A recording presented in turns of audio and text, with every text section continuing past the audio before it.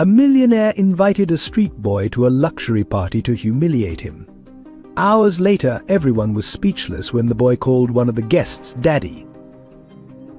The crystal chandeliers cast a deceptive warmth over the opulent ballroom as 12-year-old Luke stood trembling on the narrow platform, 3 feet above the marble floor. His tattered clothes, hastily replaced with an ill-fitting suit, did little to disguise his street origins.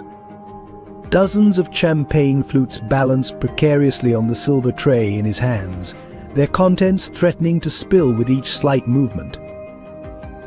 5,000 says he falls before reaching halfway. A man's voice cut through the expectant silence, followed by cruel laughter and the clink of betting money. 10,000 on him, crying first, another added, causing ripples of amusement through the crowd of Manhattan's elite. William Matthews, their millionaire host, watched with calculated satisfaction. "Remember, boy," he called out, his voice dripping with false encouragement. "Cross the platform without spilling a drop, and the money is yours. Enough to eat for months, isn't it?" Luke's hands trembled as he took the first step. The platform swayed slightly, causing the glasses to clink ominously. He could feel the weight of dozens of camera phones recording his every move, waiting for his failure. His stomach churned with hunger and humiliation. Halfway across, someone deliberately bumped the platform's base. Luke froze, his heart pounding as the glasses wobbled dangerously. Cruel laughter echoed through the hall. Tears threatened to fall, but he refused to give them the satisfaction. His mother had always taught him that dignity was worth more than gold. "Just fall already," a woman in diamonds sneered. "We all know how this ends for street rats." But as Luke steadied himself, a different voice cut through the malicious murmurs, deeper, filled with shock and recognition. "Stop this immediately," the commanding tone silenced the room. Through his tears, Luke saw a tall man pushing through the crowd, his face pale with fury and disbelief. "Luke," the man whispered, his voice breaking. "My God, my son." The champagne glasses rattled as Luke's whole body began to shake. He knew that voice. After 3 years on the streets, countless nights of hunger and despair, he would never forget that voice. "Dad," he whispered, his world tilting on its axis. The silence in the ballroom became deafening as father and son locked eyes across the glittering void, 3 years of separation crystallizing into this single devastating moment. In this gripping tale of dignity, redemption, and family bonds, every moment unfolds with raw emotion and unexpected twists. If this opening scene captured your heart, subscribe now to witness the extraordinary journey that lies ahead. Your support fuels our storytelling passion. 3 years earlier, 9-year-old Luke Anderson lived a life that seemed crafted from the pages of a perfect childhood story. The Andersons' brownstone in Upper East Side Manhattan echoed with laughter and piano music, where Luke would practice under his mother Sarah's patient guidance. His father, Michael, despite being one of New York's most successful real estate developers, always made time for morning pancakes and bedtime stories. Luke excelled at St. Bernard's Preparatory School, where his quick wit and kind heart made him popular among both teachers and classmates.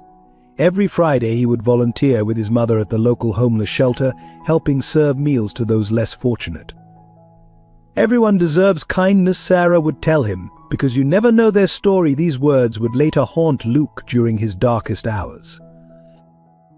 The family's weekend traditions were sacred Saturday mornings meant baseball practice with Dad in Central Park, followed by hot chocolate at their favorite cafe. Sundays were for family movies and Sarah's famous pot roast, the aroma filling every corner of their home. Luke's room was a testament to his passions. Model airplanes hung from the ceiling, bookshelves overflowed with adventure stories, and a telescope by the window spoke of his dreams of becoming an astronomer. But beneath this idyllic surface, subtle cracks were forming.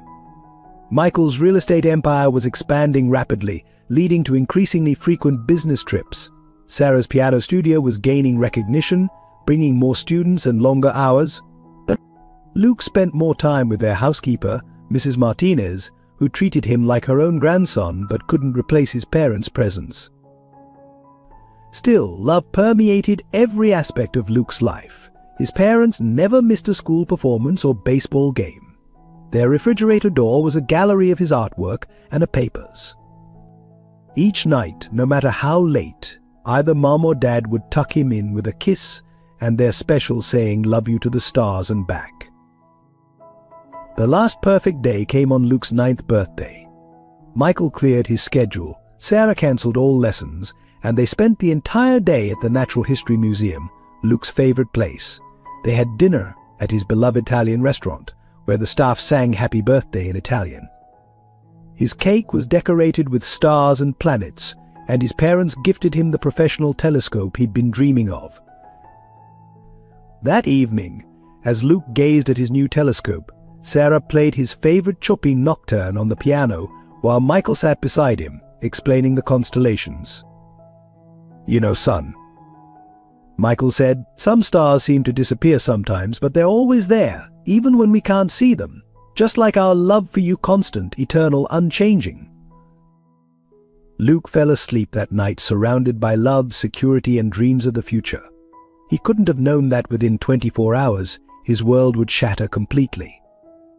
He couldn't have imagined that the next time he'd see his father would be across a cruelly orchestrated party, or that his mother's piano would fall silent for years after his disappearance. The memory of that last perfect day would sustain Luke through countless nights on the streets, a beacon of warmth in the coldest times. Years later, he would realize that his father's words about constant love were prophetic. It was that unchanging parental love that would eventually bring them back together, though not before life had taught them all its harshest lessons about loss, privilege, and the true meaning of family. The morning that changed everything started like any other. Luke was rushing to catch the school bus, his backpack heavy with books, mind preoccupied with the upcoming science quiz. Sarah had an early student, so Mrs. Martinez packed his lunch peanut butter and jelly, his comfort food. Nobody could have predicted that this ordinary sandwich would be his last proper meal for weeks. The chaos began during lunch break. A fire alarm blared through the school halls, triggering an evacuation. In the ensuing panic and confusion, Luke got separated from his class. Instead of exiting through the main doors, he found himself pushed toward a side entrance he'd never used before. The autumn wind whipped around him as he emerged into an unfamiliar street, the crowd of students dispersing in different directions. Determined to find his way back, Luke walked what he thought was the right direction, but each turn led to increasingly unknown territory. New York's concrete maze, once so familiar, became a terrifying labyrinth. Hours passed. His phone's battery died. Darkness fell. Fear crept in, transforming the city he loved into a menacing stranger. That first night, Luke huddled in a cardboard box behind a grocery store, his school uniform offering little protection against the October chill. He could hear his parents' voices in his head, "Stay put when you're lost." But he had moved so far from where he started, he didn't know where put was anymore. Tears froze on his cheeks as sirens wailed in the distance. Dawn brought no relief. His expensive private school uniform now marked him as a target. An older street kid cornered him, demanding money. When Luke had none to give, the boy took his shoes instead. By sunset, his jacket was gone too, traded for a moldy sandwich and a worn hoodie that smelled of cigarettes. His feet, clad only in dress socks, were bleeding from walking on rough pavement. The desperate search for his family consumed his days. Luke wandered the streets calling out for his parents, but Manhattan's vastness swallowed his cries. He saw missing person posters with his face, but they were in areas he no longer recognized. Once he spotted his father's car in traffic, but his screams were drowned by honking horns. The car disappeared around a corner, taking hope with it. Survival instincts kicked in with brutal swiftness. Luke learned to seek warmth in subway stations, to find edible discards behind restaurants, to avoid the dangerous areas where desperate adults preyed on lost children. His private school education seemed worthless now, replaced by harder lessons which shelters were safe, which cops were kind, which alleys offered protection. The worst part wasn't the hunger, though it gnawed constantly at his stomach. It wasn't the cold, though it made him shake uncontrollably at night. The real torture was knowing his parents were somewhere in this same city, probably driving themselves mad with worry, while he slept in doorways mere miles from his bedroom telescope. One night, about 2 weeks after getting lost, Luke found an old newspaper. There on the front page was his story. The photo showed his parents at a press conference, his mother's face gaunt with grief, his father's eyes hollow with desperation. The headline read, "Developer Michael Anderson offers $1 million reward for missing son." Luke clutched the paper to his chest and sobbed until dawn, the cruel irony crushing him. He was simultaneously the most wanted and most invisible boy in New York. By the time a month had passed, Luke Anderson, the privileged son of Manhattan's elite, had vanished. In his place was just another street kid, harder, warier, but still clinging to memories of love and warmth like precious jewels in the darkness. His school uniform was long gone, his proper accent fading, his soft hands calloused from climbing fire escapes. Only his eyes remained unchanged, holding the same stars his father had once pointed out to him, now seeming as distant as home itself. 3 years after his disappearance, Luke Anderson had mastered the harsh curriculum of street survival. His once privileged existence felt like a distant dream, replaced by the daily struggle to secure life's most basic necessities. At 12, he was already an expert in the underground economy of New York's forgotten children. Though he never resorted to stealing, holding on to this last shred of his mother's teachings about dignity. His territory now was the grimy backstreets of Lower Manhattan, far from his family's Upper East Side world. Each morning began before dawn, when restaurant workers dumped yesterday's unsold food. Luke had mapped every dumpster worth checking, knowing which cafes threw away whole sandwiches and which bakeries discarded day-old pastries. He'd learned to ignore the shame that came with each dive into a garbage bin, focusing instead on the victory of finding unspoiled food. During the day, Luke earned small change helping delivery trucks unload or carrying groceries for elderly shoppers. He'd become known among the local shopkeepers as the honest street kid, the one who never stole and always worked hard. Some would save bruised fruit or damaged goods for him, pretending they couldn't sell them anyway. Mrs. Chen, who ran the corner store, would sometimes let him sweep her sidewalk for a hot cup of instant noodles. His home was an abandoned storage room above a defunct theater, accessed through a broken fire escape. Luke had made it as comfortable as possible with discarded cardboard for insulation and a salvaged sleeping bag. A cracked mirror served as his window to check for approaching danger, and a rusty pipe dripped enough water to drink and wash. His most precious possession was a worn photo of his family, carefully wrapped in plastic, hidden in a hole in the wall. Despite his circumstances, Luke maintained a rigorous self-imposed schedule.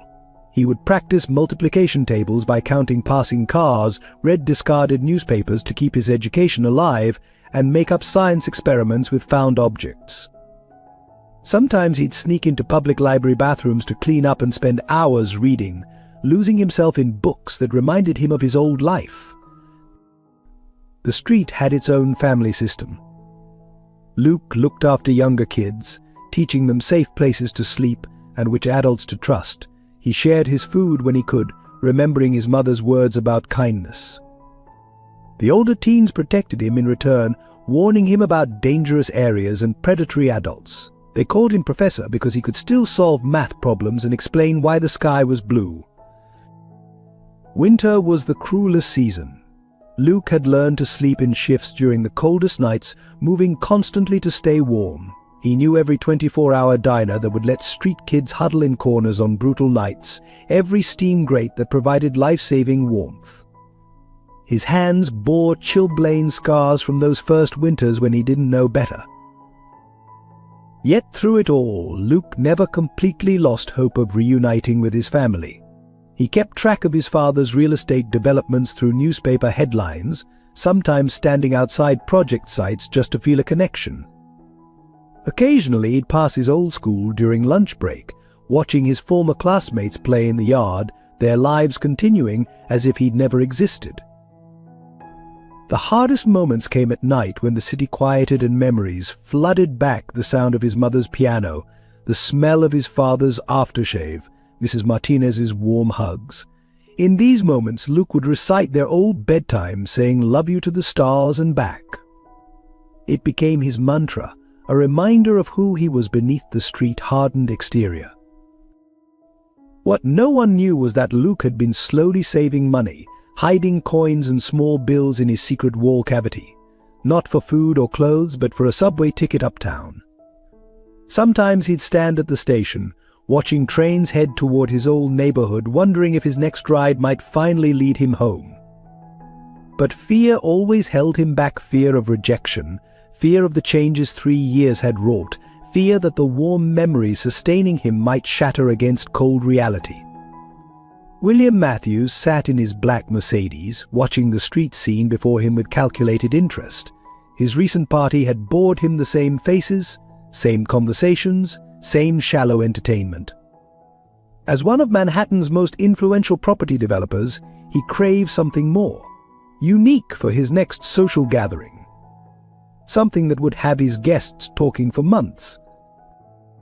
Through the tinted windows, he observed the boy digging through a dumpster behind his favorite restaurant. There was something different about this one: a certain grace in his movements, an air of lost refinement that set him apart from other street children. Matthews leaned forward, intrigued, as the boy wiped his findings on a relatively clean rag before eating. Even in desperation, he maintained a peculiar dignity. "Parker," Matthews addressed his driver, "what do you make of that boy?" The chauffeur, accustomed to his employer's darker whims, studied Luke carefully. "There's a story there, sir. He doesn't carry himself like a typical street kid." Matthews smiled, an idea forming in his mind. Exactly. He's perfect. What Matthews didn't reveal was his deeper motivation. 3 weeks ago, he'd lost a major development deal to Michael Anderson, a defeat that had cost him millions and damaged his reputation. The humiliation still burned, made worse by Anderson's sanctimonious speech about ethical development at the shareholders' meeting. Now, watching this dignified street boy, Matthews saw an opportunity for the most exquisite form of entertainment, one that would also serve as a commentary on Anderson's hypocritical moralizing about caring for the community. Over the next few days, Matthews had his security team observe the boy. Their reports fascinated him. The kid helped elderly shoppers with their bags, shared food with younger children, and was even spotted reading discarded books. He never stole, never begged, maintaining a strange nobility despite his circumstances. Perfect. Absolutely perfect. Matthews began planning his next party meticulously. He envisioned it as a social experiment, taking this street urchin, cleaning him up, and presenting him to high society, only to orchestrate his systematic humiliation. The betting pool alone would entertain his jaded guests, but the real pleasure would come from watching the boy's dignity crack under the weight of their collective cruelty. "I want everything documented," he instructed his event planner. "Multiple cameras. Every moment of discomfort, every flinch, every tear. We'll make it an unforgettable spectacle." The planner, though uncomfortable, nodded. No one refused William Matthews. In his study that evening, Matthews refined his plan while sipping 30-year-old scotch. He'd start small, having the boy serve drinks, enduring snide comments and accidental spills, then escalate to more elaborate humiliations, perhaps a display of his table manners, or lack thereof. The grand finale would be some impossible task with money as bait, something to really break his spirit. What Matthews couldn't know was that fate was setting up its own elaborate joke. His perfect entertainment, this street boy with unusual refinement, was the very son of his bitter rival. The cosmic irony of his plan would only become apparent later, when it all spectacularly backfired. As he finalized the details, Matthews remembered his own childhood humiliations at an elite boarding school, where old money boys had tormented the scholarship student he'd been. He'd spent decades building his empire, determined to never feel that powerless again. Now, he would orchestrate the ultimate display of power, not just over one street boy, but over his entire social circle who would become unwitting participants in his cruel theater. "Parker," he called to his driver, "tomorrow we make our move. Follow the boy, learn his routine. When the moment is right, I'll make contact." His driver nodded silently, having long ago learned not to question his employer's darker impulses.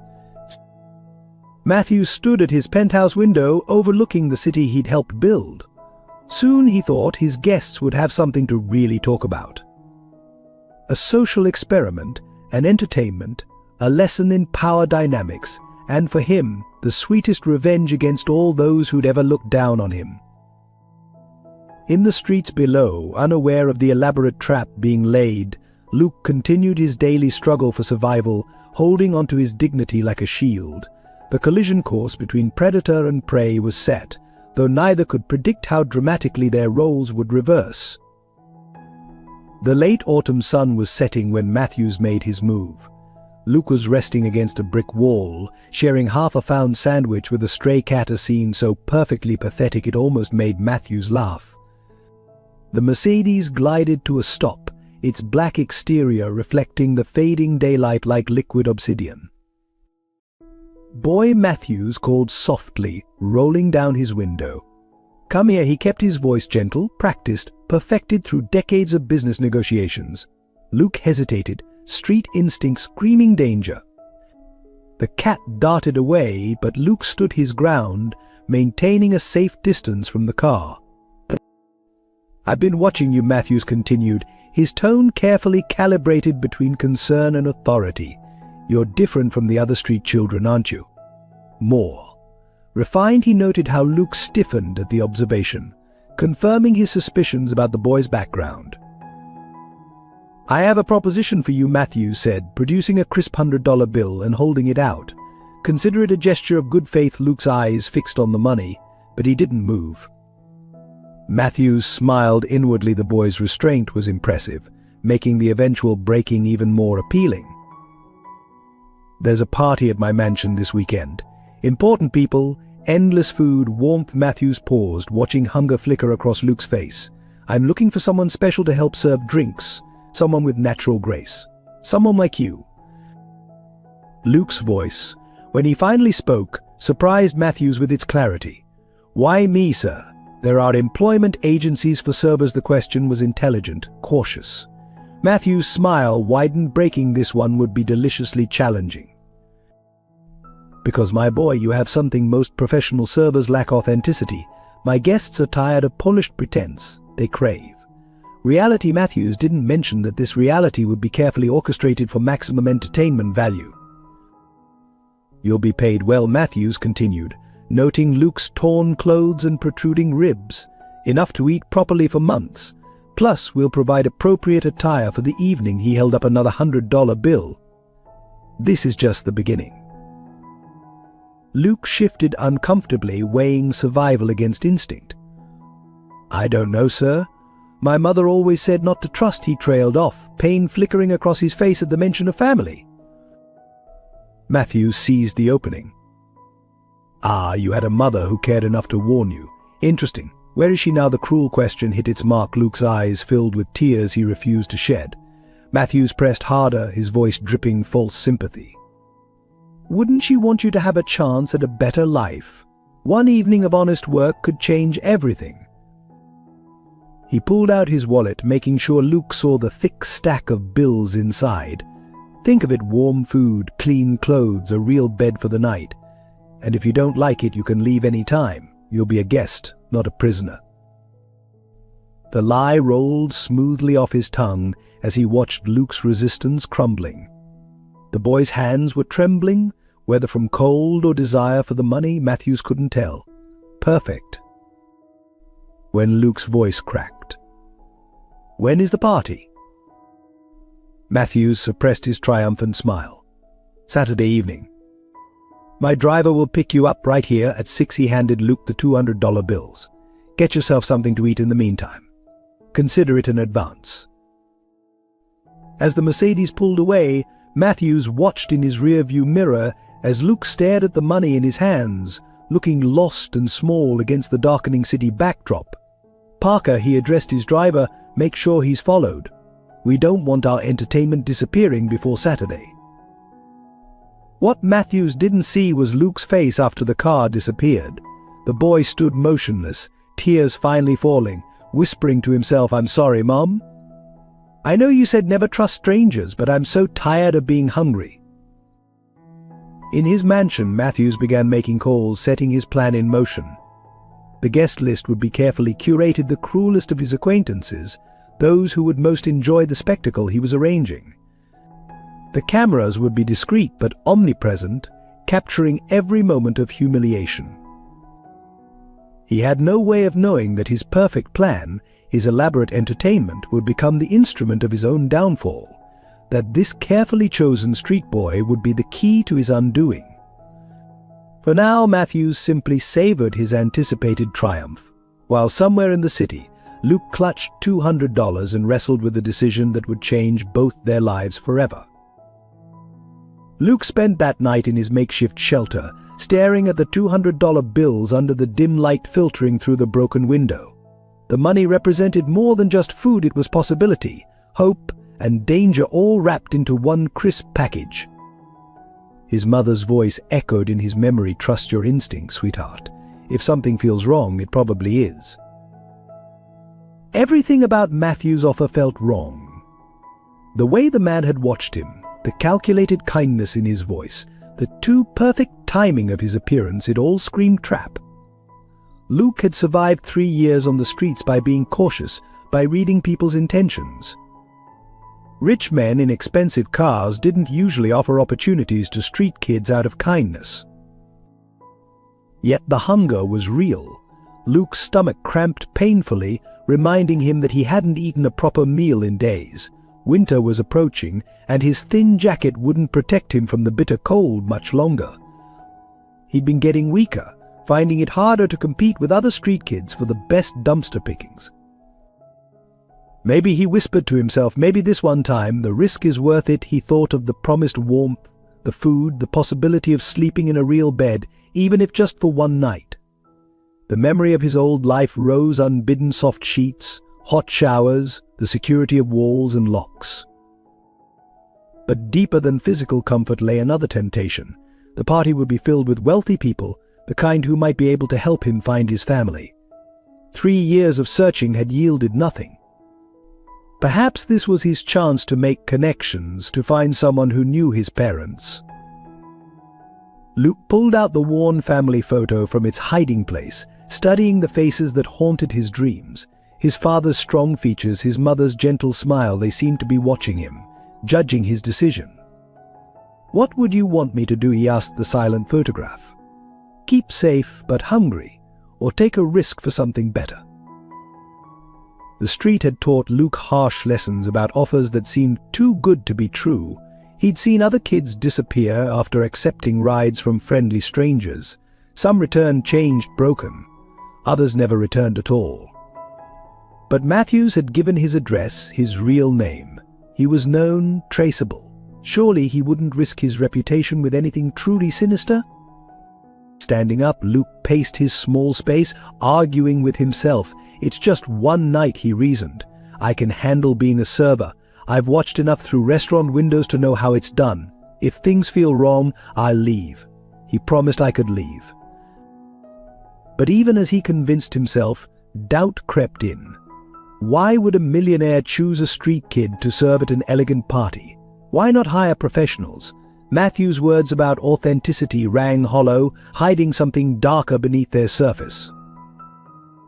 Luke thought of his father's business lessons during their weekend breakfasts.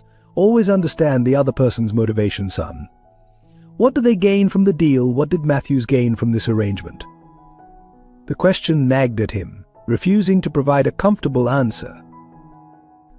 As dawn approached, Luke made his decision. He would go, but on his terms. He spent $100 on a cheap prepaid phone, his emergency escape plan. The other 100 he split, hiding half in his regular spot and keeping half for food. He memorized the mansion's address and researched possible escape routes on a library computer. "I'll be smart about this," he promised himself. "No drinking anything they offer. Stay alert. Watch the exits." The first sign of real trouble, "I'm gone," he tried to ignore the voice in his head that whispered he might not recognize the trouble until it was too late. The next 2 days passed in a blur of preparation. Luke cleaned himself as best he could in public restrooms, practiced his posture, and watched YouTube videos about formal table service on the library computers. He even attempted to smooth out his street accent, trying to recall the proper pronunciation his mother had insisted upon. By Saturday evening, standing at the designated pickup point, Luke had almost convinced himself this could work. The hunger and cold had worn down his defenses, making the risk seem worthwhile. As the familiar black Mercedes approached, Luke took a deep breath, squaring his shoulders. "Just one night," he whispered his final reassurance. "What's the worst that could happen?" He had no way of knowing that this question would be answered in ways both better and worse than he could imagine, that this night would end the longest chapter of his life and begin an entirely new one. The Mercedes wound through increasingly affluent neighborhoods, each turn taking Luke further from his familiar territory. His heart pounded as wrought iron gates swung open to reveal Matthew's mansion, a limestone behemoth that made his old Upper East Side home look modest in comparison.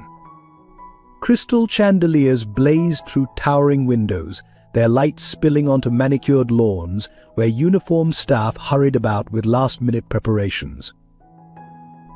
Impressed, Matthews asked, watching Luke's reflection in the rear-view mirror. "Wait until you see inside." His smile didn't reach his eyes, a detail Luke noted but tried to ignore.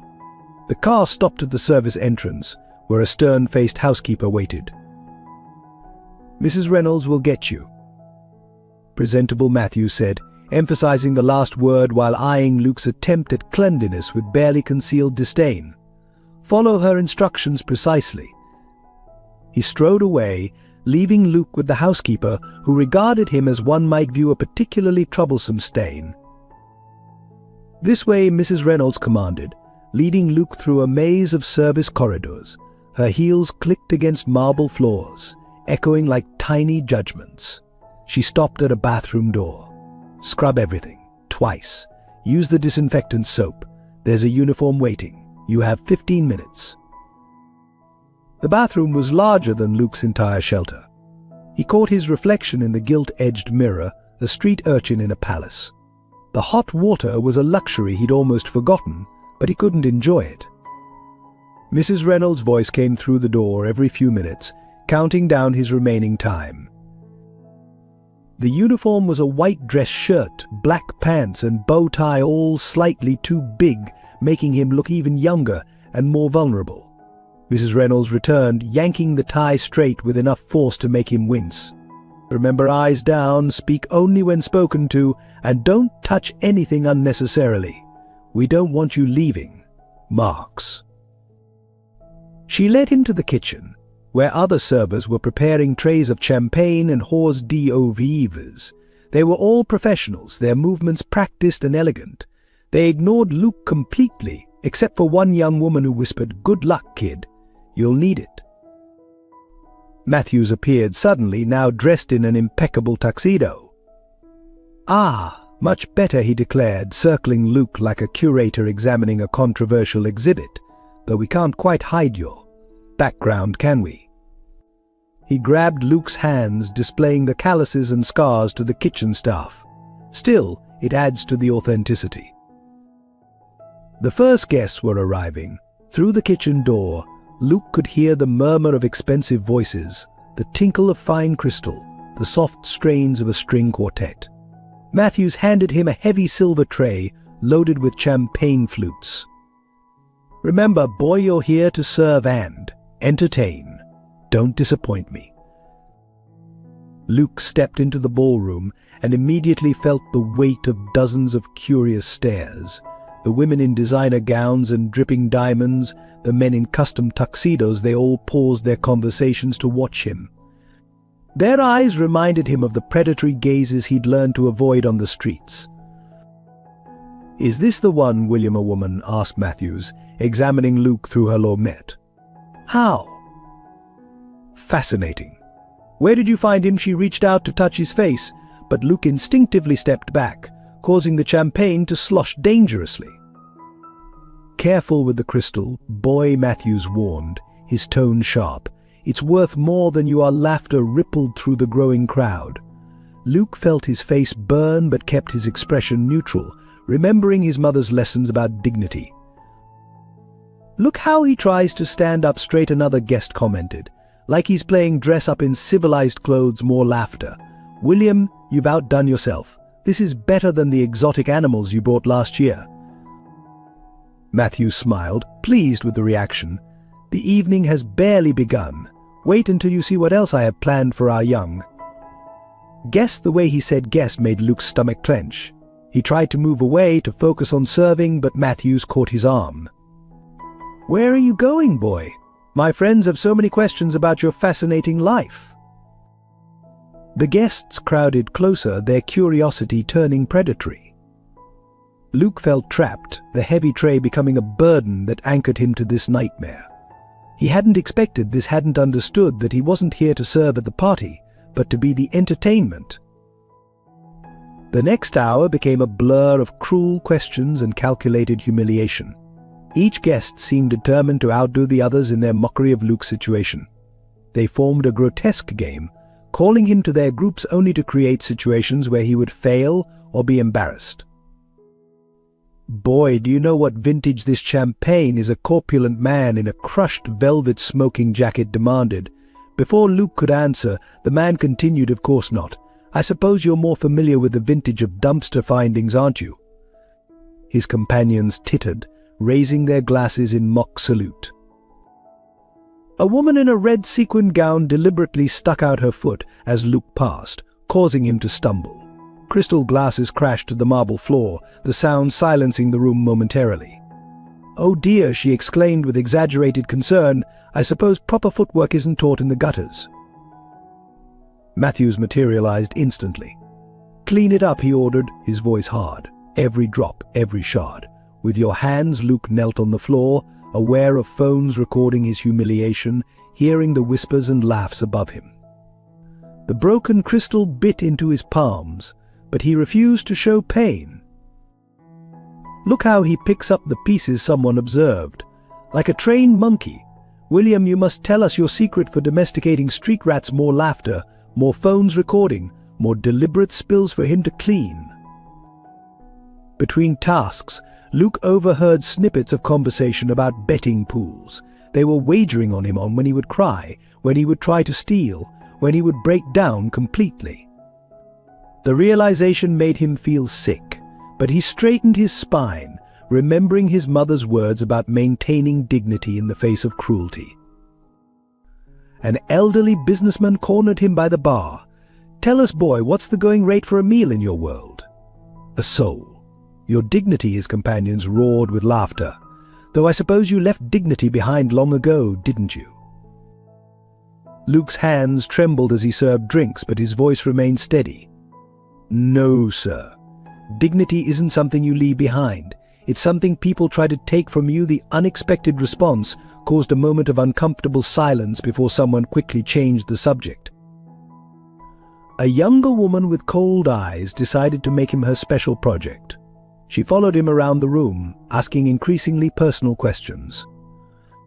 "Do you remember what it's like to sleep in a real bed? When was the last time you had a proper bath?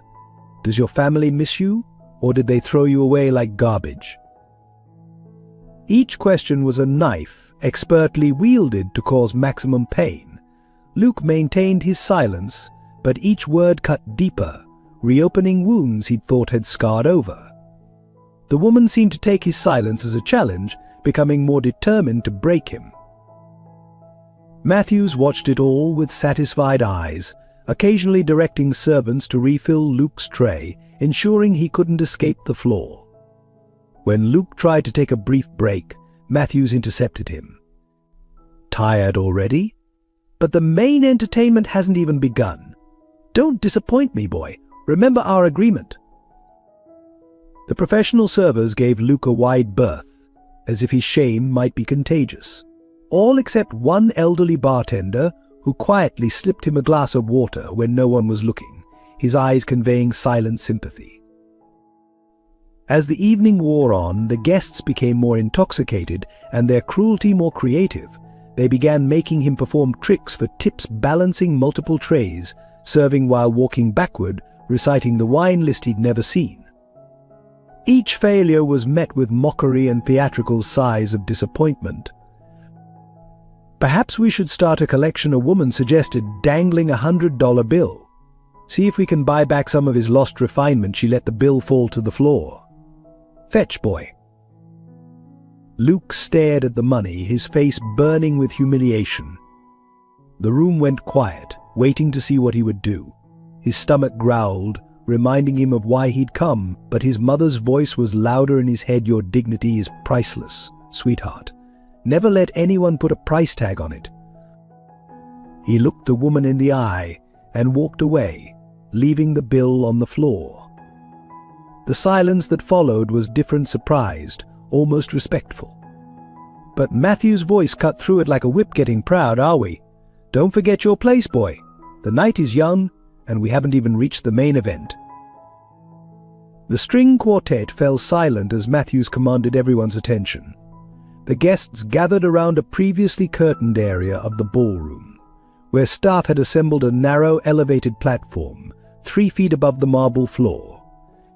Its surface gleamed treacherously under the chandelier light. "Ladies and gentlemen," Matthews announced, his voice carrying the practiced charm of a circus ringmaster, "our young friend has shown us his resilience throughout the evening. But now, let's test the true extent of his street-learned skills." He gestured toward the platform. A simple challenge: cross this beam while carrying a full tray of champagne. Not a drop can be spilled. Luke's heart pounded as Matthews continued. The reward: $10,000 in cash. He held up a thick envelope, enough to keep our little street performer fed for months. Of course, if he fails. Matthews smiled coldly. "Well, that's when the real entertainment begins." The guests erupted in excited chatter, already pulling out wallets to place bets. Luke heard the amounts increasing: 5,000 on a fall, 10,000 on tears, 15,000 on a complete breakdown. His hands grew clammy as a waiter approached with a loaded tray, 15 crystal flutes of champagne, filled to the brim. Having second thoughts, Boy Matthews taunted. "Perhaps the streets haven't taught you enough about taking risks." The challenge in his voice was clear: refuse, and prove yourself a coward in front of everyone. Luke studied the platform. One wrong step, one slight tremor, and he'd face not just humiliation but serious injury. The marble floor below offered no forgiveness. Yet the money, real, life-changing money, beckoned. With $10,000, he could rent a room, buy proper clothes, maybe even hire someone to help find his family. "I'll do it," Luke said quietly, his voice steadier than his hands. Matthew's smile widened as he helped Luke onto the platform, his grip unnecessarily tight, leaving bruises. "Remember," Boy Matthews whispered, "the cameras are rolling. Make it good." The first step onto the platform nearly undid him. It swayed slightly under his weight, causing the champagne to ripple dangerously close to the rims. Luke froze, finding his balance, remembering how he used to walk the narrow ledge outside his shelter window. Slowly, carefully, he began to move forward. Each step was a negotiation between gravity and determination.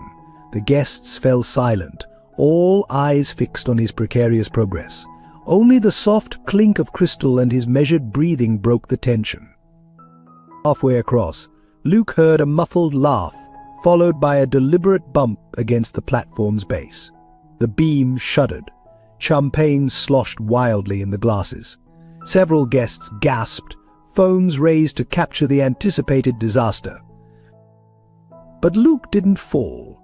Years of navigating treacherous fire escapes and icy ledges had taught him how to adjust, how to find balance in imbalance. He stabilized the tray through sheer will, not a drop spilled. "Remarkable," someone whispered. "The boy has talent." "Talent," another scoffed. "More like the cunning of a rat." 3/4 across, exhaustion began to set in. Luke's arms trembled from holding the heavy tray. Sweat trickled down his back, making his borrowed shirt cling uncomfortably. Just a few more steps. That's when he heard a voice that cut through the tension like a thunderbolt. "Stop this immediately." Luke's head snapped up, breaking his careful concentration. There, pushing through the crowd, was a face he'd seen every night in his dreams for 3 years. Older, more lined with worry, but unmistakable. "Dad," the word escaped as barely a whisper. Michael Anderson's voice shook with fury. "Luke, my God, my son." And the recognition in his father's eyes shattered Luke's carefully maintained composure. The tray wavered. Glasses clinked ominously. The crowd held its breath, but the anticipated crash never came. Instead, with a surge of strength he didn't know he possessed, Luke completed the crossing. He set the tray down carefully on the waiting table, every glass intact, not a single drop spilled. Then his legs gave out. Strong arms caught him before he hit the floor, his father's arms. The scent of the familiar aftershave overwhelmed him, and suddenly he was 9 years old again, safe, protected, loved. "I've got you," Michael whispered fiercely. "I've got you, son." The ballroom erupted in chaos. Matthew stood frozen, his elaborate entertainment transforming into something entirely unexpected. He had planned to break a street boy for his guests' amusement. Instead, he had orchestrated the reunion of Michael Anderson, his bitter rival, with his long-lost son. The silence in the ballroom shattered into a cacophony of whispers and exclamations. Luke remained in his father's protective embrace, his body trembling from exhaustion and emotion. Michael Anderson's presence seemed to fill the entire room, his fury radiating in almost visible waves as he surveyed the scene, the platform, the spilled champagne, the phone still recording. "What kind of people are you?" Michael's voice cut through the murmurs like a blade. "What kind of monsters find entertainment in a child suffering?" His arms tightened around Luke as someone in the crowd tried to approach with a camera. Matthew stepped forward, attempting to regain control of the situation. "Now, Michael, this is all a misunderstanding. We were merely providing the boy with an opportunity to." "An opportunity?" Michael's laugh was harsh. "I saw the recordings on your guests' phones. I saw what you did to my son." He turned to address the crowd directly. "Yes, my son. The boy you've spent the evening tormenting is Luke Anderson, who disappeared 3 years ago. The child whose face was on every news channel, whose story you all claimed touched your hearts." Luke felt his father's hand trembling against his shoulder. While we searched every street, every shelter, while his mother cried herself to sleep every night, he was out there alone. And now I find him here, being treated like a circus animal for your entertainment. The guests began to shift uncomfortably, many trying to discreetly delete the videos from their phones. The woman who had dropped the $100 bill earlier attempted to slip away, but Michael's voice stopped her. "Leaving so soon, Mrs. Harrison? But weren't you the one who tried to make my son crawl for money? Please stay. I'd love to discuss this with your husband on the charity board." Luke watched in amazement as his father systematically addressed each person who had participated in his humiliation. The careful facades of sophistication crumbled as Michael named names, referenced business connections, and reminded them of their recorded actions. "Dad," Luke whispered, his voice hoarse from unshed tears. "It's okay. I'm used to." "No," Michael's voice broke. "Don't say you're used to it. You should never have had to get used to any of this." He pulled back slightly, examining Luke's face with anguished eyes. 3 years. My boy, my precious boy. What did they do to you?" Before Luke could respond, Matthews made another attempt to salvage the situation. "If I had known he was your son, Michael, naturally." Naturally, what Michael cut him off? You would have chosen a different child to abuse? Does that make it better he turned to Luke? Did he pay you to be here? Luke nodded slowly. $200, and he promised $10,000 if I could cross the platform without spilling. Michael's expression darkened further. "So you put my son's life at risk for your twisted entertainment." He reached into his jacket and pulled out his checkbook. "You want to talk money, William? Let's talk money." He wrote quickly, tore out the check, and held it up. $1 million, the same amount I offered as a reward 3 years ago. But this isn't for finding my son, it's for the privilege of not destroying you completely when I leave here tonight. The check trembled in Matthew's hand as he took it. Michael continued, his voice deadly quiet. "Tomorrow you'll read about a generous donation to the Children's Rights Foundation. You'll never mention this evening to anyone. Because if one word of what happened here gets out, if one video surfaces, if one person whispers about how you treated my son, I will dedicate every resource I have to your destruction." Throughout this exchange, Luke stood straighter, his father's presence giving him strength he thought he'd lost. He watched the guests who had mocked him now averting their eyes, shame replacing cruelty. The transformation was remarkable. These powerful people, cowed by something stronger than money, a father's love and righteous anger. "Just one more thing," Michael said, addressing the room. "Look at him. Look at my son." The guests reluctantly raised their eyes to Luke, who met their gazes steadily. "Despite everything, the streets, the hunger, your cruelty, he never lost his dignity. Remember that the next time you think your wealth makes you superior." As if on cue, the elderly bartender who had shown Luke kindness stepped forward, so he addressed Michael, "Your son. Through everything tonight, he never compromised his principles. He refused to steal, to beg, to sacrifice his dignity even when they tried to force him. You should be proud." Michael's eyes filled with tears. "I am proud. God, I am so proud." He turned to Luke. "Let's go home, son. Your mother, she's waiting. She never lost hope, never stopped believing we'd find you." As they walked toward the door, Luke paused and turned back to the silent crowd. His voice was quiet but clear. "Thank you for teaching me that true worth isn't found in crystal glasses or marble floors. It's found in how you treat others, especially those you think are beneath you." The words hung in the air as father and son left the mansion, leaving behind a room full of wealthy, powerful people who had never felt poorer or more powerless. As Luke and Michael made their way through the crowd, an elderly gentleman in a well-worn but impeccably maintained tuxedo stepped forward. "Doctor." James Thompson had watched the evening's events unfold with growing distress, his heart aching for the dignified young boy who reminded him so much of his own lost son. "Mr. Anderson," he called softly. "A moment, please." Michael tensed protectively, but Luke touched his father's arm. "It's okay, Dad. He was the only one who showed me kindness tonight." Dr. Thompson approached carefully, his lined face reflecting decades of witnessing both human cruelty and resilience. "I should have stopped it sooner," he began, his voice heavy with regret. "But I recognize something in your son that I needed to confirm." He turned to Luke. "You don't remember me, do you?" Luke studied the older man's face, trying to connect it to memories from his past life.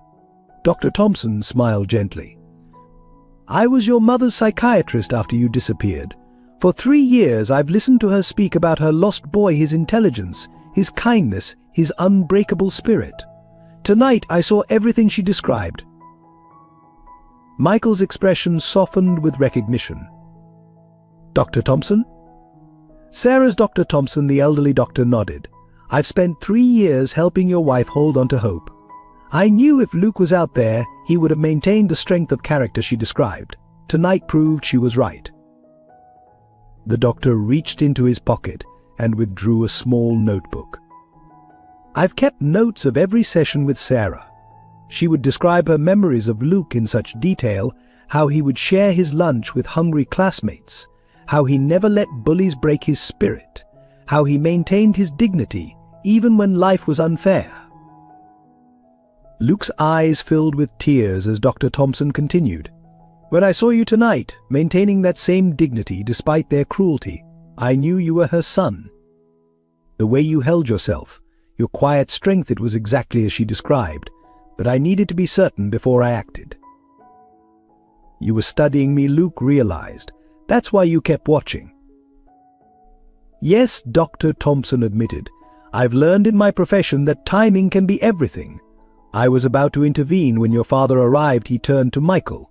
"Your wife never gave up.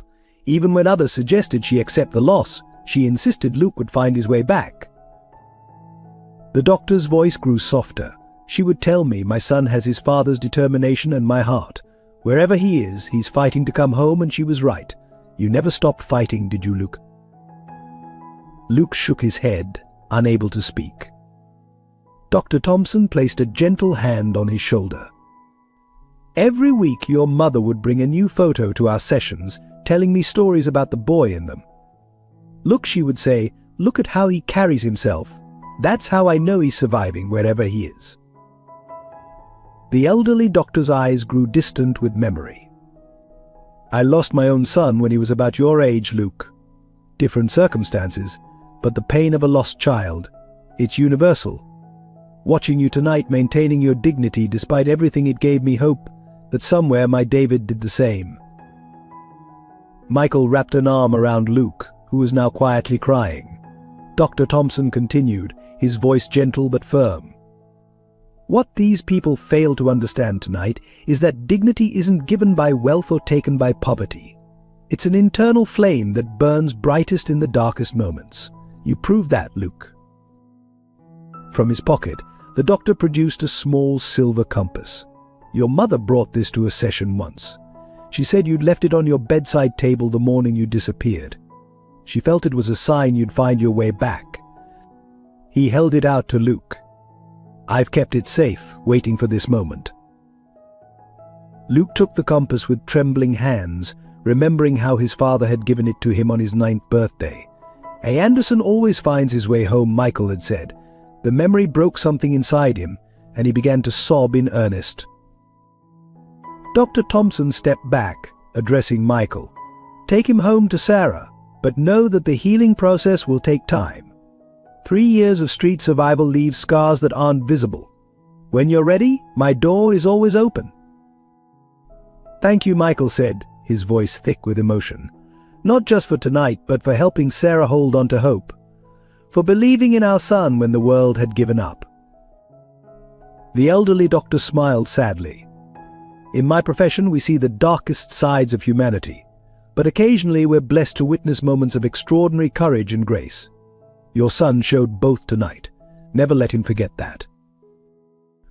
As they turned to leave, Dr. Thompson spoke one final time. Luke the boy looked back. "Your mother would often say that stars shine brightest against the darkest sky. Tonight you proved her right. Go home and show her that her faith was justified." They walked away, leaving Dr. Thompson watching their retreating figures. In his long career he had witnessed countless tragedies and triumphs, but few had moved him as deeply as this reunion. He thought of his own lost son, hoping that somewhere, somehow he had faced his final moments with the same dignity he'd witnessed in Luke tonight. The elderly doctor turned back to the ballroom, where the guests still stood in uncomfortable silence. His quiet voice carried clearly as he addressed them. "Remember this night. Remember how wealth and power crumbled before the simple dignity of a child. Perhaps then something good can come from this cruelty." In the wake of Dr. Thompson's departure, the atmosphere in the ballroom shifted dramatically. The guests, their entertainment disrupted, began to fragment into small groups, their whispered conversations a mix of defensive justification and growing unease. Matthew stood alone by the platform, the $1 million check crumpled in his trembling hand, his carefully orchestrated evening unraveling spectacularly. "We couldn't have known a woman in diamonds," insisted to her circle. "How were we supposed to know he was Michael Anderson's son?" Her voice carried an edge of panic. Besides, the boy seemed resilient. We weren't really hurting him. Weren't we? The elderly bartender who had shown Luke kindness spoke up, his quiet voice cutting through their rationalizations. I watched that child's face every time you laughed at his expense. I saw the wounds your words inflicted. You knew exactly what you were doing. A prominent banker puffed up defensively. Now see here, we were merely participating in William's entertainment. If anyone's to blame, he gestured toward Matthews, who had begun pacing frantically near the platform. Oh yes, blame William, the bartender continued, removing his bow tie. But who placed bets on a child's tears? Who tried to make him crawl for money? Who recorded his humiliation for their amusement? He looked each guest in the eye. I've served at these parties for 30 years. I've seen decadence, excess, even occasional cruelty. But tonight you crossed a line you can't uncross. The tension in the room ratcheted higher as smartphones began buzzing with news alerts. Someone had leaked. The story was breaking: missing Anderson heir found at society party. Photos were already circulating online, showing Luke on the platform, his face a mask of determination amid obvious distress. My God, a society matron whispered, staring at her phone. The comments. They're calling us monsters, she looked up, face pale. My daughter's charity foundation. The board will see this. The panic spread as more guests checked their phones. Their carefully curated public images were crumbling in real time. Years of philanthropic work and social positioning threatened by one evening's entertainment gone horribly wrong. Matthews finally snapped. Enough, he shouted. This was supposed to be perfect. My revenge on Anderson wrapped in an evening's entertainment. How dare that street rat turn out to be his son? His mask of sophistication had completely slipped, revealing the bitter core beneath. Revenge, a guest asked, horrified. You knew who he was? Of course not, Matthews snarled. If I'd known, I would have. He stopped, realizing too late what he was revealing. The room fell silent as his words sank in. He had just admitted that only the boy's identity had troubled him, not the cruelty itself. Dr. Thompson, who had remained quietly observing, spoke again. And there it is. The truth behind the evening's entertainment: you didn't care about hurting a child. You only care that you hurt the wrong one. The crowd began to disperse rapidly, no one wanting to be associated with the unfolding scandal. Phones were already ringing with calls from publicists and lawyers. Tomorrow, many would issue carefully worded statements about regrettable misunderstandings and make large donations to children's charities. As the last guest fled, Matthews stood in his empty ballroom, surrounded by the evidence of his cruel spectacle: the platform, the spilled champagne, the discarded betting slips.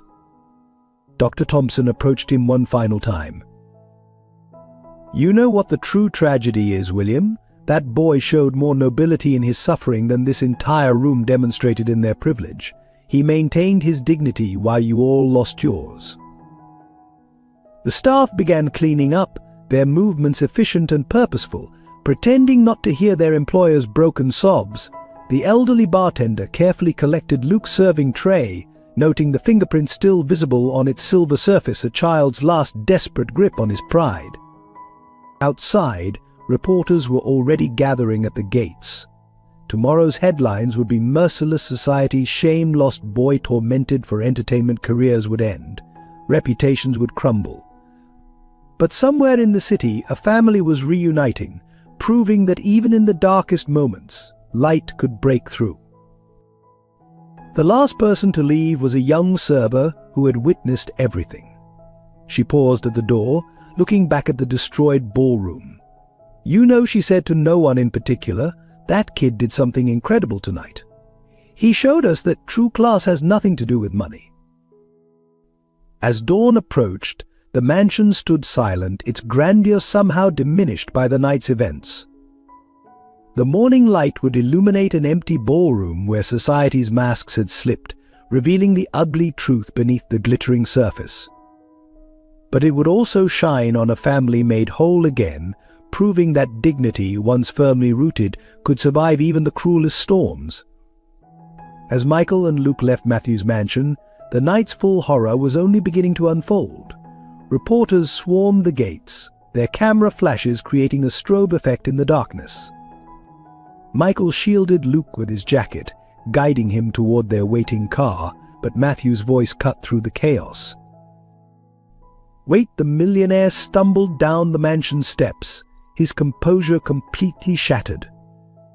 You can't leave yet. The evening's entertainment isn't finished. His voice carried the desperate edge of a man watching his carefully constructed world crumble. Michael turned, positioning himself between Matthews and Luke. Haven't you done enough damage tonight, William? But Matthews wasn't finished. In a final, devastating act of malice, he pulled out his phone. Look, Anderson. Look what I've been saving for the grand finale. He held up the screen, showing a video that made both father and son freeze in horror. It was footage of 9-year-old Luke, taken the day he disappeared. The video showed him walking away from his school during the fire alarm, following someone whose face was just out of frame, someone who seemed to be leading him deliberately away from safety. You see Matthew's voice dripped with bitter triumph. Your precious boy didn't just get lost, he was led astray. And I know exactly who did it. Luke's grip on his father's arm tightened. Dad, his voice trembled. I don't remember. Why don't I remember? Michael's face had gone deadly pale. What do you want, William? Matthew smiled, though it looked more like a grimace. Simple. A trade. Your entire Anderson development project, the one you stole from me 3 years ago for the name of the person who took your son. Surely your boy's peace of mind is worth a few $1 billion. The gathered reporters had fallen silent, sensing they were witnessing something extraordinary. Luke looked between his father and Matthews, seeing the years of rivalry and hatred that had somehow led to this moment. You're lying, Michael said, but uncertainty tinged his voice. You couldn't have known. Couldn't I? Matthews laughed harshly. Who do you think arranged the fire alarm? Who made sure little Luke would be separated from his class? It was all so perfectly planned until the incompetent fool I hired lost track of the boy in the confusion. Luke felt his knees buckle as memories began to surface. A stranger's voice, a promised shortcut back to his classroom, then confusion and fear as he found himself in unknown streets. You did this to me, because of a business deal. Matthew's face twisted. Your father ruined me. That development project was mine. I spent years planning it, and he swooped in with his ethical development nonsense and took everything. I bid fairly for that project. Michael's voice shook with rage. You lost because your plan involved displacing hundreds of low-income families. The city council chose my proposal because it preserved existing communities while creating new opportunities. And look what it cost you. Matthews gestured wildly at Luke. 3 years. 3 years your son spent on the streets because you chose strangers over success. Luke stepped forward, his voice stronger than anyone expected. No, I spent 3 years on the streets because you chose revenge over humanity, the same way you chose cruelty over kindness tonight. The reporters' cameras clicked frantically, capturing every moment. Matthews seemed to deflate, suddenly aware of what he had just confessed in front of witnesses. His phone slipped from nerveless fingers, clattering on the marble steps.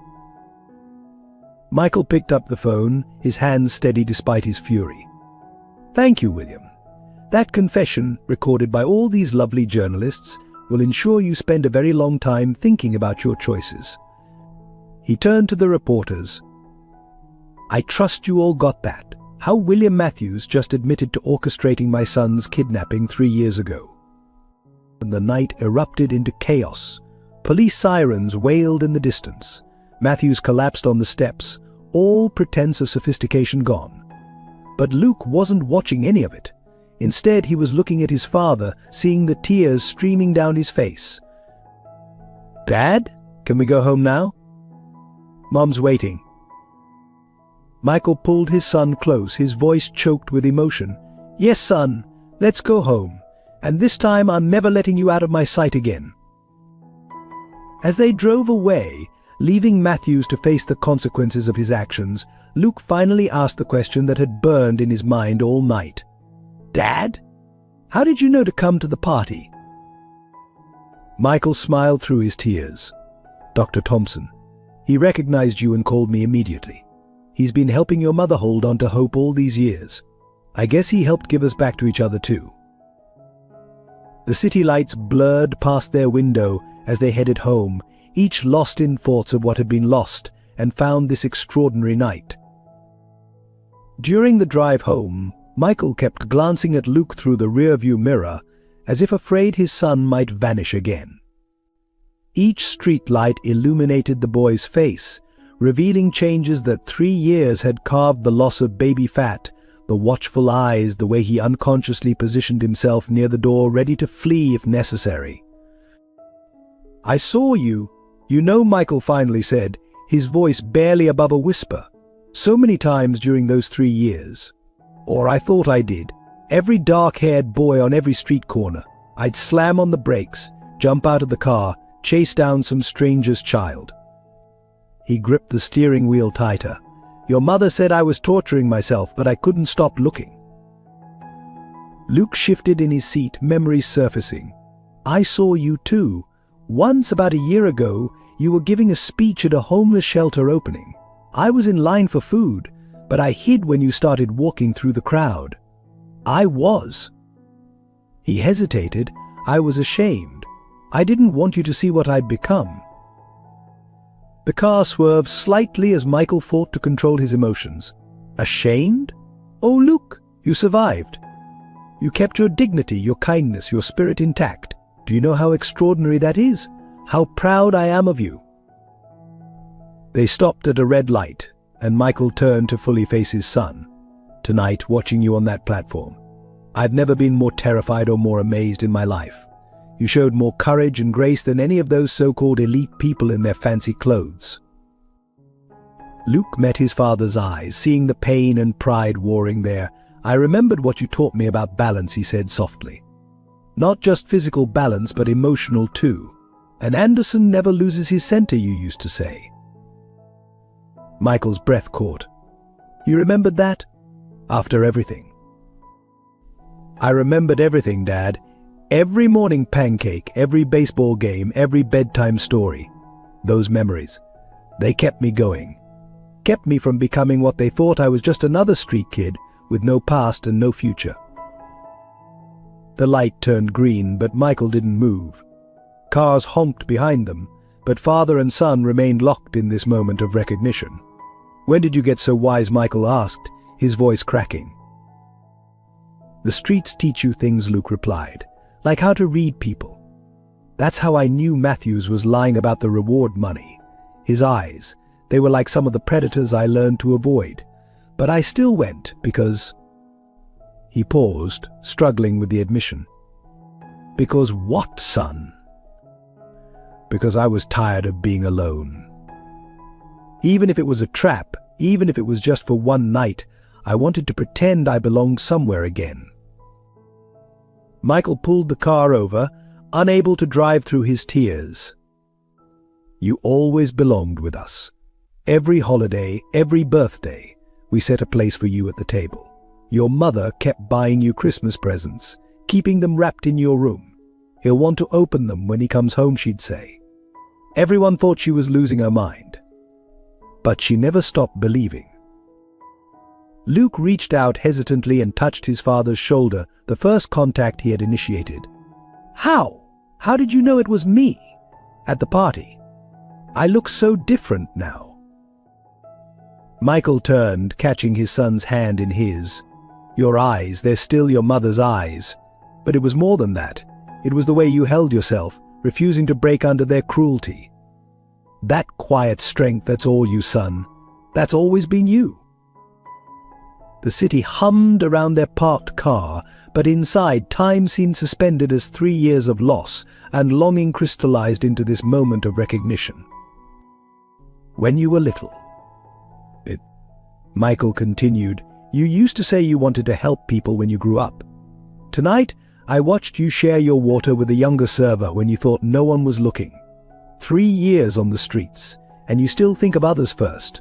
That's how I knew, beyond any doubt, that you were my Luke."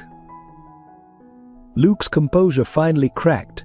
"I tried so hard to make you proud, even when I thought I'd never see you again. Every time I wanted to steal food or take the easy way out, I'd hear your voice, and Anderson's word is his bond." Michael pulled his son into an awkward embrace across the car seats. "I am proud. God, I am so proud it hurts. But Luke, you didn't have to earn our love. You never had to prove yourself worthy of being our son. We loved you every second of every day you were gone."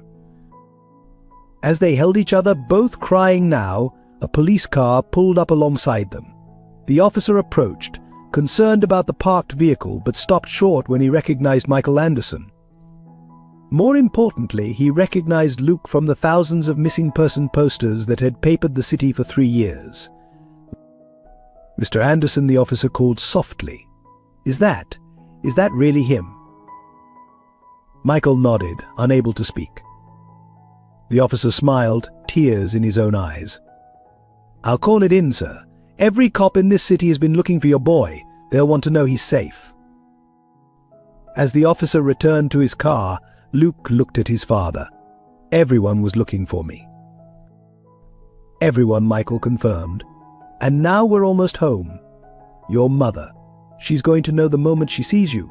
She never lost faith. Not for a single day." They pulled back onto the street, both quieter now, but with hands still clasped, neither willing to break this newfound connection. The city that had kept them apart for so long was now leading them home together. The news of Luke's identity spread through Manhattan's elite circles like wildfire.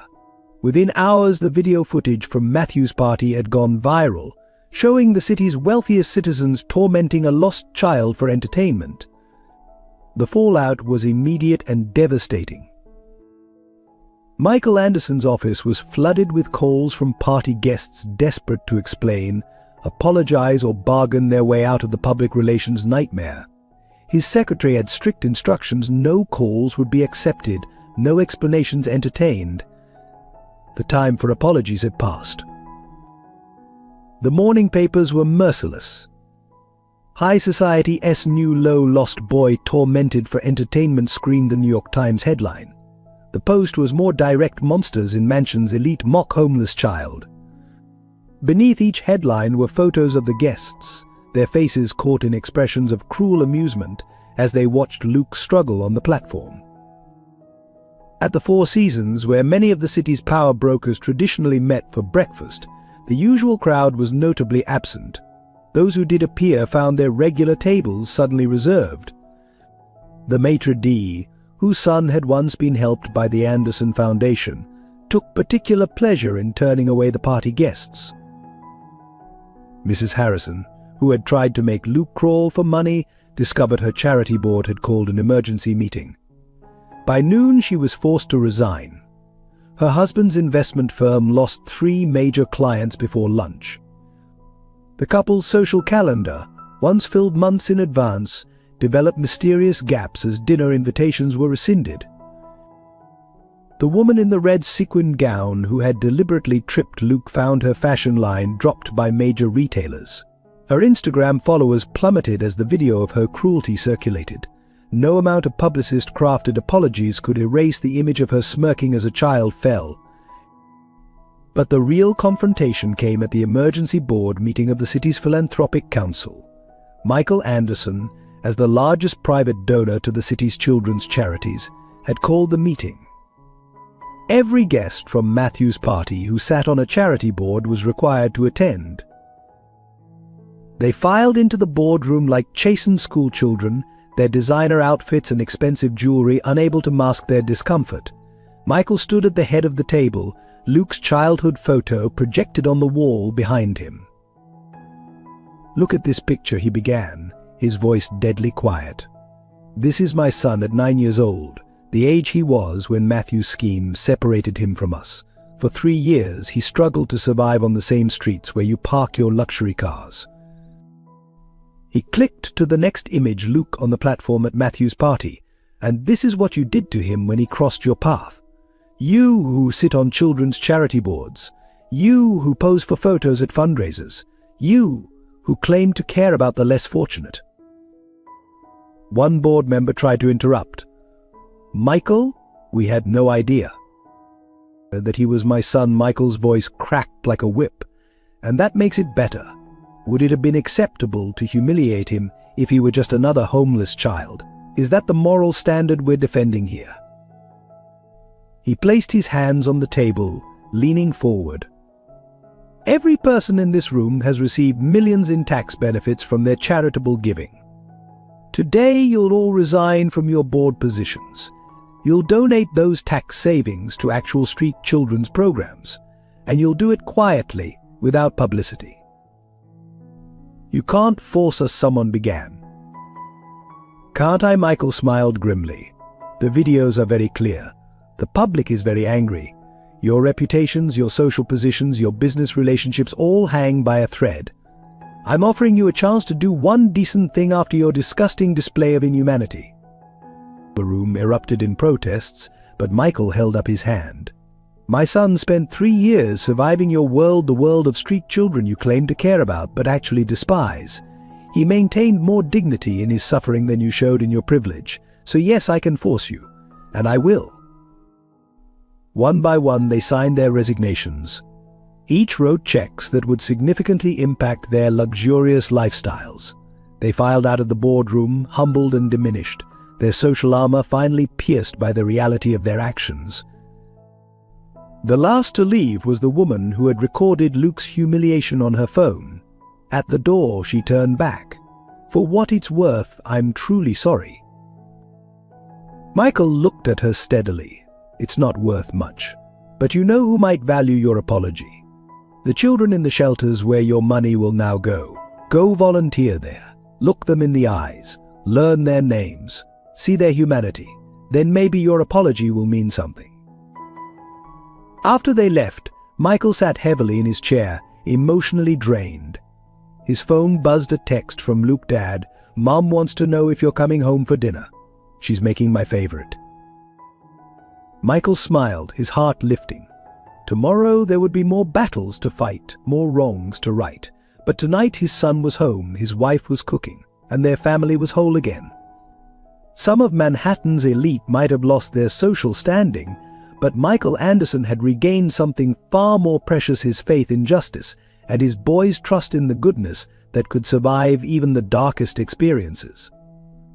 The full scope of William Matthews' revenge plot emerged during his arraignment, sending shockwaves through New York's business community. The prosecution presented evidence that stretched back far beyond the cruel party emails, surveillance footage, and financial records that painted a picture of obsession spanning years. Detective Sarah Martinez, who had investigated Luke's original disappearance, stood before the press outside the courthouse. What we've uncovered is disturbing, she announced. Matthews didn't just orchestrate a kidnapping. He engineered an elaborate scheme designed to destroy the entire Anderson family. The evidence revealed that Matthews had first targeted the Andersons 3 years ago after losing the Wellington Heights development project to Michael. The project, worth billions, would have displaced hundreds of low-income families. Michael's alternative proposal, which preserved existing communities while still ensuring profitable development, had won unanimous approval from the city council. Matthews saw it as more than a business loss, Detective Martinez explained. According to his private correspondence, he viewed it as Anderson betraying their social class. He wrote, and I quote, "Michael forgot where he came from.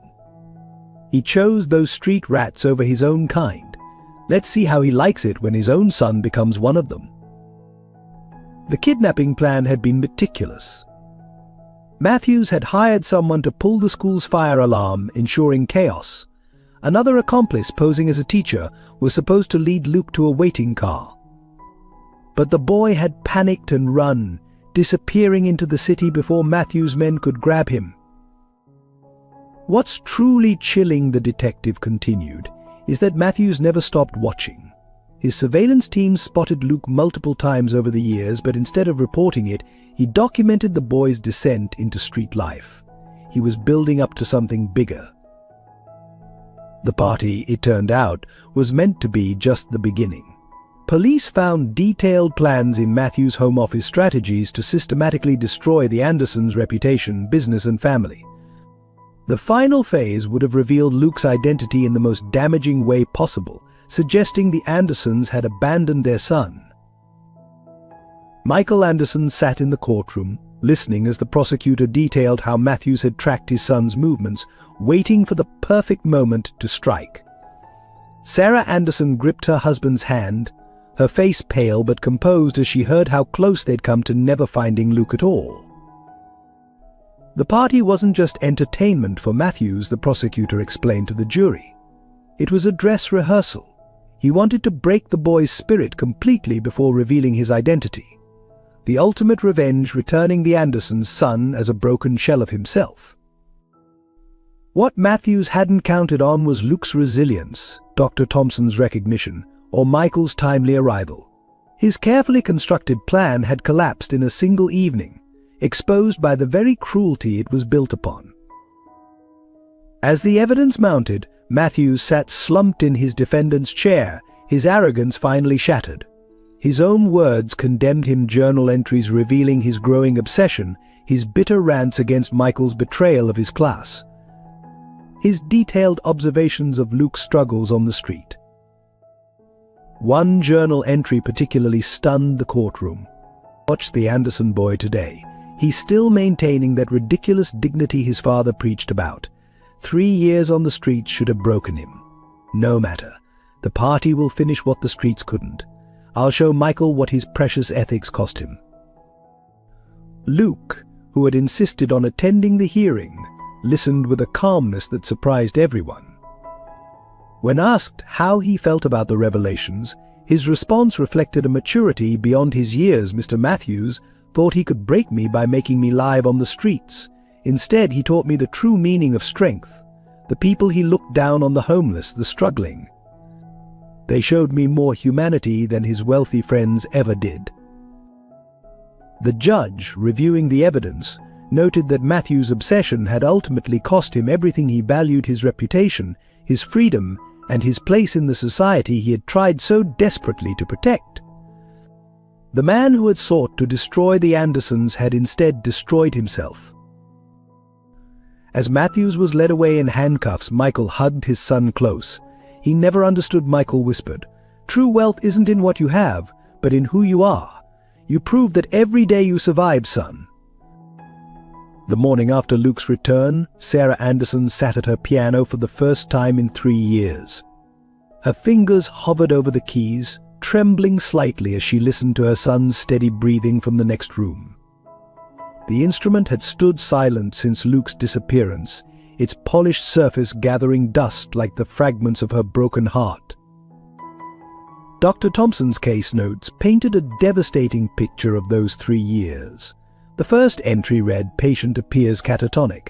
Hasn't spoken since her son's disappearance. Husband reports she sits at the window for hours, watching the street." Sarah had spent those early weeks in a fog of medication and grief, unable to process the reality of her empty house. The piano had been their special connection. Every afternoon, Luke would rush home from school for his lesson, not because he loved playing, but because he loved sitting beside his mother on the bench, sharing those precious moments. After he vanished, the sight of the piano became unbearable. Michael had suggested moving it, but Sarah wouldn't allow it. "He'll want to practice when he comes home," she'd insisted. Their home became a shrine to absence. Luke's room remained exactly as he'd left it that morning, bed unmade, astronomy books scattered on the floor, telescope pointed at the sky. Sarah would stand in the doorway for hours, breathing in the fading scent of her son. The cleaning lady was forbidden to touch anything, even to dust. Dr. Thompson's notes continued. Patient insists on maintaining all routines as if son was still present. Sets his place at dinner. Buys his favorite cereals, behavior concerning but somehow anchoring. She's created a ritual of remembrance that keeps her functioning. The worst moments came at night. Sarah would wake in panic, convinced she'd heard Luke calling for her. She'd run through the house, checking every room, every closet, until Michael found her sobbing in their son's empty bed. Sleep became her enemy, bringing dreams of Luke lost, crying, hungry. Her music students gradually drifted away. The woman who had once been Manhattan's most sought-after piano teacher couldn't focus long enough to complete a lesson. Parents would find her staring out the window, tears rolling silently down her face, lost in memories of another child at another lesson. Patient shows signs of profound depression, Dr. Thompson wrote, yet refuses to accept possibility of loss. Unique case, her denial doesn't prevent function but seems to enable it. She's created a parallel reality where her son's return is inevitable, allowing her to maintain hope while processing grief. Sarah maintained Luke's social calendar with fierce determination. She renewed his library card every year, paid his school tuition, kept his medical insurance active. Because he'll need these things when he comes home, she'd explain to concerned friends who suggested it was time to move on. The annual markers were the hardest birthdays, holidays, the anniversary of his disappearance. Sarah would bake Luke's favorite chocolate cake, wrap presents, write cards. Each year's gifts joined the growing collection in his room, waiting for his return. Michael worried about her sanity, but Dr. Thompson saw something else, a mother's indomitable hope keeping her alive. The patient demonstrates remarkable resilience through ritual, he noted. While others see denial, I see a sophisticated coping mechanism. She's created a framework where hope doesn't preclude functioning. Uncommon, but in her case possibly essential for survival.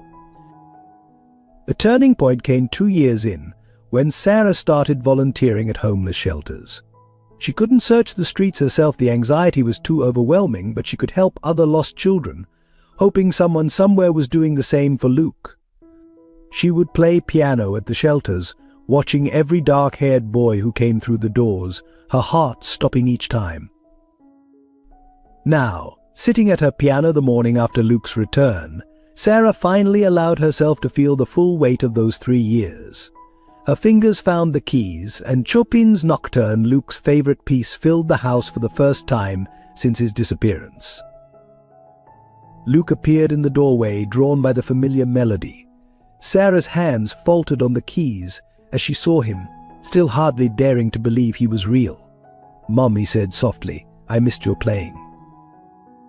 Sarah patted the space beside her on the bench, their old signal.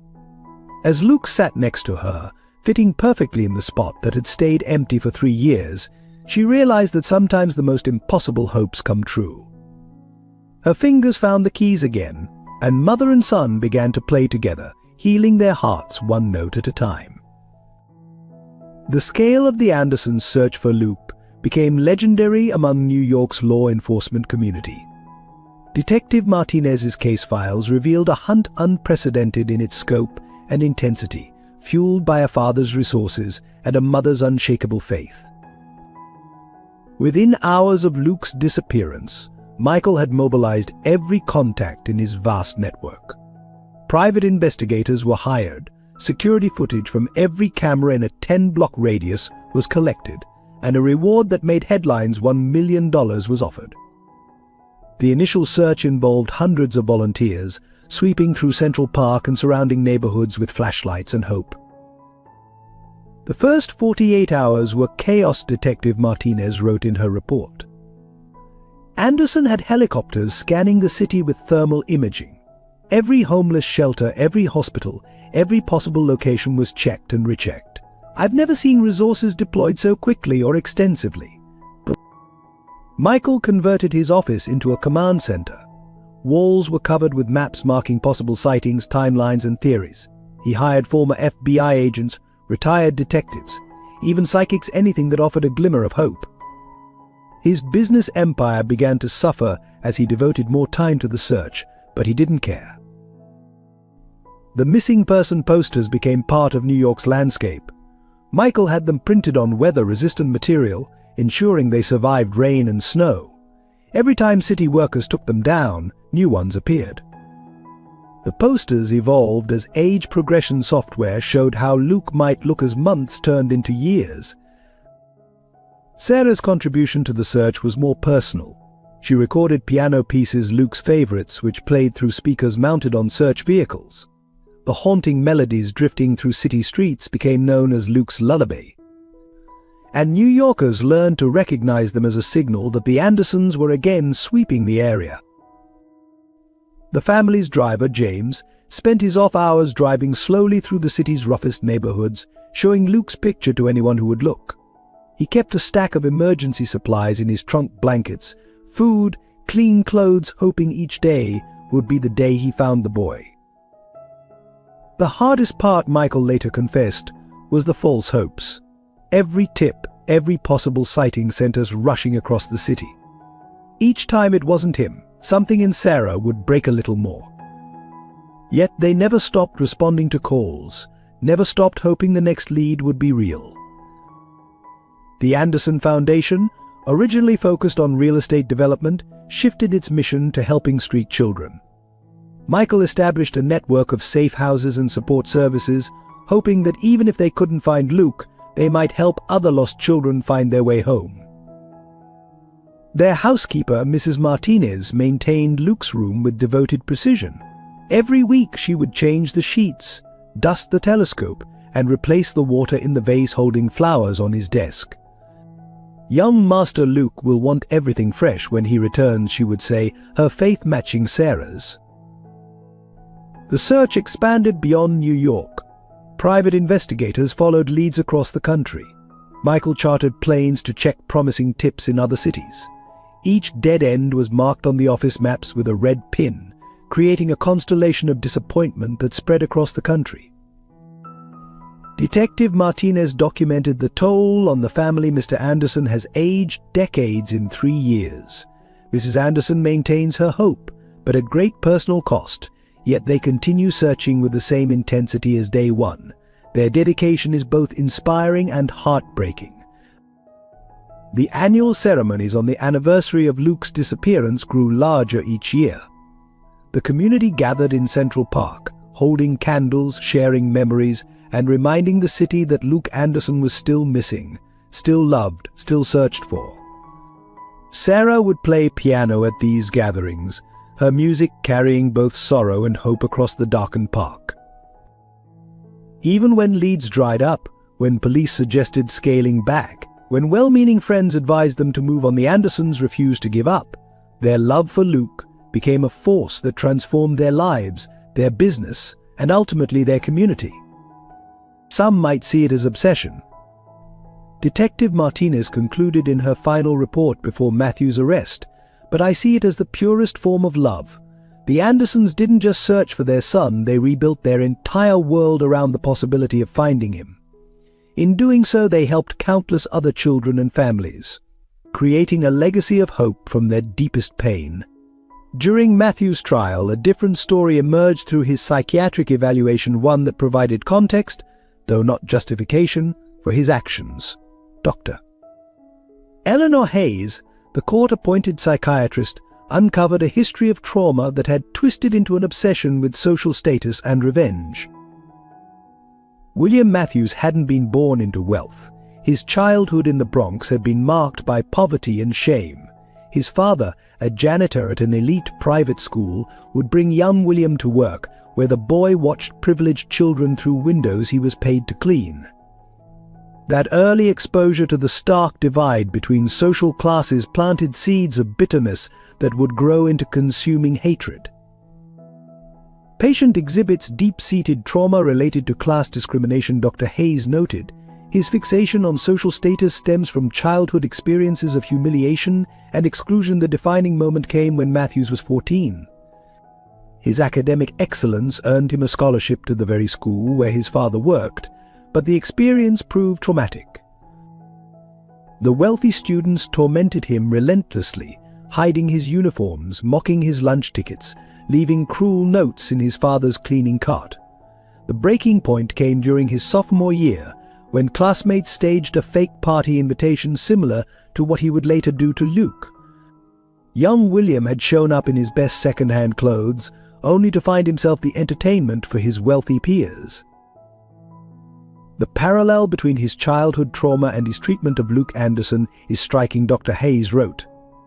He recreated his own humiliation, but this time cast himself in the role of tormentor rather than victim. It was a perverse attempt at mastery over his past trauma.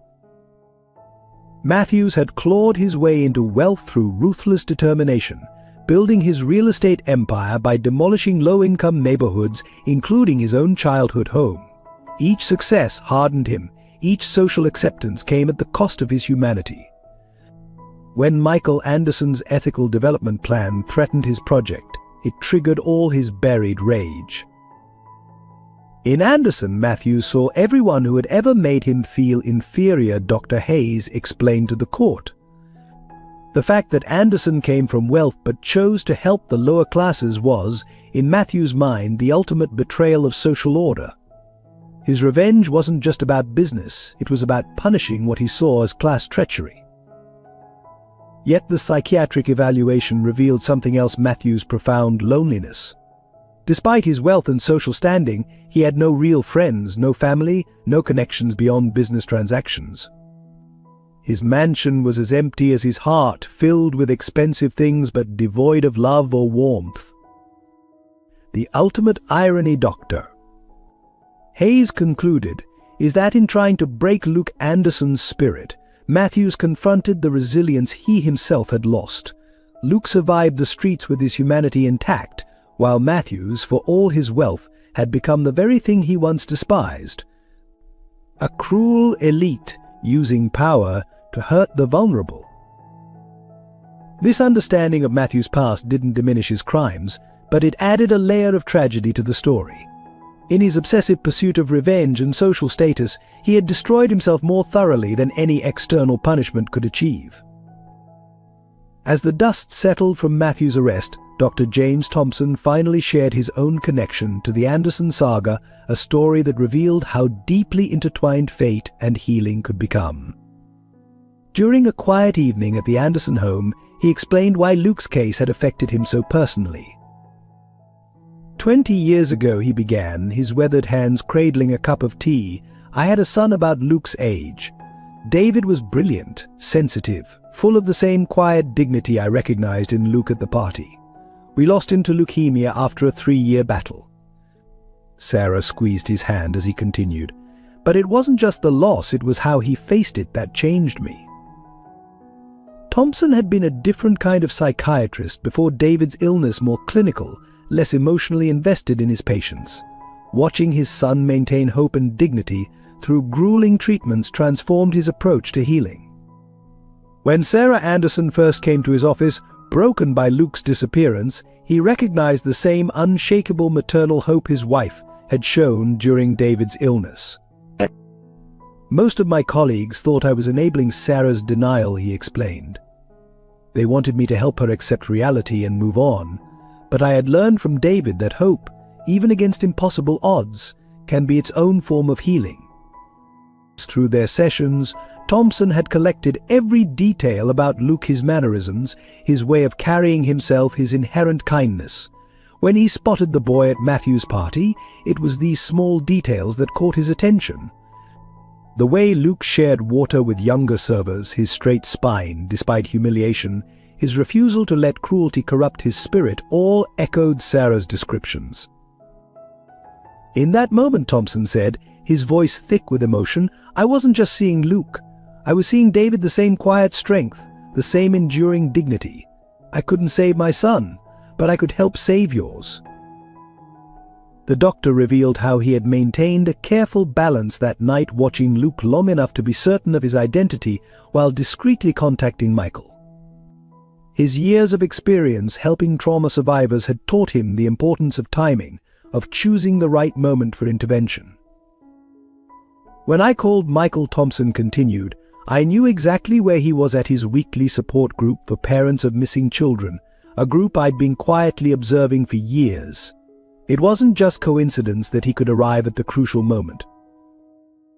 Luke, listening to this revelation, suddenly understood why Thompson had seemed different from the other guests. You were protecting me, he said softly. All those times you diverted attention when things got too intense. Thompson nodded. I couldn't intervene directly without risking Matthews becoming suspicious. But I could create small distractions, moments for you to catch your breath. It was what I wished someone had done for David during his hardest moments." Sarah's eyes filled with tears as she realized how this man's personal tragedy had helped preserve her own son's spirit.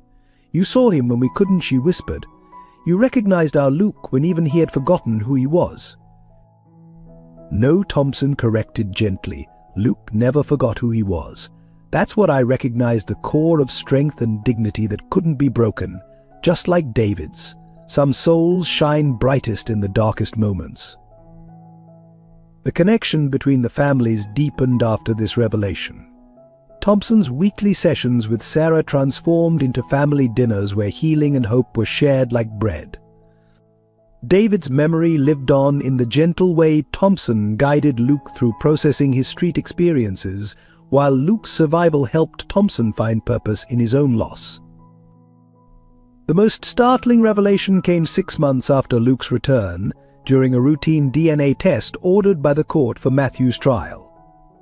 The lab technician noticed something extraordinary, a match in the system that would reshape the Anderson family forever. "Mr. Anderson," the police detective called one morning, her voice tense with urgency. "There's something you need to see. When we ran Luke's DNA to strengthen the case against Matthews, we found a familial match. A baby girl was left at St. Mary's Hospital 15 years ago, on the same day Luke was born." Sarah collapsed into a chair as the detective continued. The abandoned baby had been adopted by a family in Boston, the Turners, who had named her Emma. The paperwork had been sealed, but the hospital had maintained DNA records in case the biological family ever came forward. "It's impossible," Michael whispered, but Sarah was already pulling out old photographs. There, in images from the day of Luke's birth, was a glimpse of another bassinet, quickly wheeled away by hospital staff who had told them the second baby hadn't survived. They had been so young, so overwhelmed by new parenthood, they had accepted the explanation without question. The truth emerged through hospital records. A nurse had been part of an illegal adoption ring. She had told the Andersons their second baby was stillborn while arranging her sale to the adoption black market. The Turners, who had adopted Emma, had been completely unaware of her true origins. Luke sat silent through these revelations, suddenly understanding why he had always felt an inexplicable sense of incompleteness. "I used to dream about a girl," he said quietly. "On the streets I would sometimes think I saw her reflection in windows, but when I turned around no one was there." The reunion was arranged carefully, with counselors present for both teenagers. Emma Turner walked into the Anderson home with the same straight spine and quiet dignity that characterized Luke. The twins stood facing each other, mirror images separated by 15 years and 1,000 miles of different lives. "I always knew I was adopted," Emma said, her voice trembling. "But I had these dreams, about a boy who looked like me, who needed my help. I used to wake up crying, but I didn't know why." The Turners, who accompanied Emma, were devastated to learn the truth but showed remarkable grace. They had raised Emma with love, given her every opportunity, made her the accomplished young woman she had become. Now they faced the prospect of sharing her with her biological family. "We don't want to disrupt Emma's life," Sarah assured them, though her heart ached to hold her daughter. "We just want the chance to know her, to help her understand where she comes from." What no one expected was Emma's response to learning about Luke's years on the street. She immediately started organizing fundraisers at her private school in Boston, creating a scholarship program for homeless youth. "My brother survived out there," she would tell potential donors. "Others deserve the same chance he got." The twins developed an intense connection that seemed to transcend their years apart. They could communicate with just a glance, finish each other's sentences, sense when the other was troubled. Luke's nightmares about his time on the streets began to fade as Emma's steady presence helped him heal. "It's like finding a piece of myself I didn't know was missing," Luke explained to Dr. Thompson. "When I was on the streets, I always felt like someone was watching over me. Now I know it was Emma, even though we were apart." The Andersons and Turners gradually forged a unique extended family arrangement. Emma would spend holidays in New York, while Luke visited Boston. Two sets of parents, one remarkable pair of siblings, all bound together by love that had survived secrets, separation, and years of loss. 1 year after Luke's return, the Anderson family transformed their personal tragedy into a beacon of hope for street children across New York. The Anderson Foundation launched in a converted warehouse in Lower Manhattan, its mission shaped by Luke's experiences and Emma's passionate advocacy. "Every child deserves dignity," Luke declared at the opening ceremony, his voice steady as he addressed a crowd of donors, social workers, and former street kids. Not just food and shelter, but the chance to maintain their spirit, their sense of self-worth. Behind him, the Foundation's motto shone in silver letters, "Hope is not lost." The facility was designed to be everything Luke had needed during his years on the streets. The ground floor housed an emergency shelter with private sleeping pods instead of traditional dormitory beds, giving young people their own space and security. A fully equipped medical clinic occupied one wing, staffed by volunteer doctors who understood trauma and street survival. Emma's influence showed in the education center, where kids could continue their schooling at their own pace. "My brother taught himself math by counting cars," she told the board of directors. "Imagine what these children could achieve with proper support." The classrooms featured flexible schedules and trauma-informed teaching methods, allowing students to learn while healing. Sarah's touch was evident in the arts wing, complete with a music room full of donated instruments. Sometimes, she explained, healing happens through creation rather than conversation. The sound of piano music often drifted through the building, reminiscent of the melodies that had once searched the city for Luke. Michael focused on the practical aspects of rehabilitation. The foundation offered job training, legal aid, and assistance in reconnecting with families when possible. He established partnerships with businesses willing to hire program graduates, creating real pathways out of homelessness. Dr. Thompson served as head of psychological services, implementing a revolutionary approach to trauma care. "We don't just treat the symptoms," he explained. "We help these young people rediscover their inherent worth, their capacity for dignity and resilience."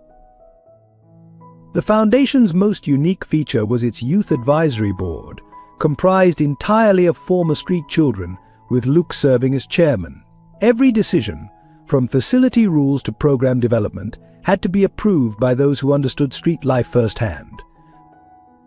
"This isn't charity," Luke insisted during planning meetings. "It's collaboration. These kids don't need saviors, they need allies, resources, and respect." His experiences shaped every aspect of the Foundation's approach, ensuring that help was offered without humiliation. Within months, the Anderson Foundation became a model for similar programs nationwide. Emma coordinated satellite locations in Boston, while other cities requested guidance in replicating the program. The waiting list for services grew, leading Michael to purchase additional buildings. But perhaps the most powerful aspect was the simple message embedded in the Foundation's existence that tragedy could be transformed into triumph, that dignity could survive the darkest circumstances, and that family could be found in unexpected places. At the end of the first year, Luke stood in the rooftop garden, watching former street kids tending vegetables alongside business executives doing community service. Below, Emma led a fundraising tour, her voice carrying up with the same passion that had once called him home. "We're not just saving lives," he told his parents. "We're preserving souls." William Matthews' transformation began in the unlikeliest of places, a prison therapy group led by Dr. Thompson. After serving 2 years of his sentence, Matthews had reached rock bottom, his empire crumbled, his reputation destroyed. It was there, surrounded by other inmates, that he finally confronted the truth about himself. "I became what I hated most," he admitted during one session, his designer suits replaced by prison orange, his arrogance stripped away by shame. "I spent my life fighting to escape poverty, only to become the kind of monster who torments vulnerable children." Dr. Thompson's approach was uncompromising but compassionate. He made Matthews confront videos from the party, forcing him to watch Luke's dignity in the face of cruelty. Luke Thompson would say, "Look at how this child maintained his humanity while you lost yours." The breakthrough came when Matthews received a letter from Luke. "I forgive you," the boy had written, "not because you deserve it, but because holding on to hatred would make me more like what you were. My years on the street taught me that everyone deserves a chance at redemption." Those words shattered Matthews' remaining defenses. He began writing first journals, then a memoir about his journey from poverty to power, and how the pursuit of status had corrupted his soul. The proceeds were donated entirely to the Anderson Foundation. From his cell, Matthews started organizing financial literacy programs for inmates. He used his business expertise to help form a convict's plan for life after release. The man who had once wielded wealth as a weapon began teaching others how to use it responsibly. When the Anderson Foundation launched its prison outreach program, Matthews became an unexpected ally. Through video conferences, he shared his story with street kids, warning them about the price of letting bitterness overshadow humanity. "But I thought wealth would protect me from ever feeling powerless again," he would tell them. "Instead, it turned me into something worse than those who had hurt me. True power isn't in money, it's in maintaining your dignity, like Luke did." 3 years into his sentence, Matthews received an unexpected visit of Michael Anderson. The meeting was tense but transformative. "I came," Michael explained, "because Luke insisted you were changing. He believes in second chances." Together, they developed a program helping formerly incarcerated individuals find employment in ethical real estate development. Matthews' insider knowledge of predatory practices helped protect vulnerable communities from exploitation. During his parole hearing, Luke surprised everyone by testifying in Matthews' favor. "The man who tormented me at that party was imprisoned by his own hatred," Luke told the board. "The man before you today has found his way back to humanity. Isn't that what rehabilitation should be about?" Matthews was released after serving 5 years. His first act as a free man was to volunteer at the Anderson Foundation's shelter, serving meals to street children. He worked in the kitchen, away from the kids, understanding that some wounds needed distance to heal. "The irony," he confided to Dr. Thompson, "is that I'm finally free. All those years of chasing status, I was building my own prison. It took losing everything to find my way out." Today, Matthews lives modestly, teaching business ethics at a community college and mentoring at-risk youth. His story serves as both a warning about the corrupting influence of power and a testament to the possibility of genuine change. Some people think redemption means erasing the past, he wrote in his final journal entry. But real redemption is about facing it honestly, understanding its lessons, and choosing a different path forward. Luke Anderson taught me that dignity isn't in what we possess, but in how we treat others. 5 years after Luke's return, the Andersons hosted a remarkable gathering at their home. The living room was filled with an unlikely assembly: the Turner family from Boston, Dr. Thompson, reformed inmates from Matthews' programs, successful graduates from the Anderson Foundation, and even Matthews himself, standing quietly in the corner. The occasion was Luke and Emma's 18th birthday, but it represented something far greater: the healing power of forgiveness and the strength of chosen family. Sarah's piano music filled the air as Luke and Emma greeted guests, their twin connection evident in their synchronized movements and shared smiles. "Look around," Michael addressed the gathering, his arm around Sarah. "Every person in this room represents a different chapter in our story. 5 years ago, we were broken by loss. Today, we're strengthened by how that loss transformed us all." Emma, who had become a fierce advocate for adoption reform and children's rights, stood beside her 2 sets of parents: the Turners who raised her and the Andersons who found her. "Family isn't just about blood," she declared. "It's about choice, about loving people enough to help them heal." Luke, now heading the youth outreach program at the foundation, shared stories of hope. Under his leadership, the program had helped hundreds of street children reconnect with their families or build new support systems. His own experience of maintaining dignity through hardship had become a blueprint for others. Dr. Thompson watched it all with quiet satisfaction, seeing how his own loss of David had led him to help heal so many others. His therapy methods, developed through working with the Andersons, had been adopted by trauma centers nationwide. Matthew's presence was perhaps the most powerful testament to change. He stood respectfully distant, but Luke made a point of including him, showing others that redemption was possible even from the darkest places. "Mr. Matthews," Luke said, addressing him directly, "your story helps our kids understand that it's never too late to choose a different path." The Foundation's graduates shared their successes: college acceptances, new jobs, reunited families. Each story reflected the ripple effect of one family's determination to transform tragedy into hope. The Anderson Foundation had become more than a shelter; it was a model for healing broken systems and broken hearts.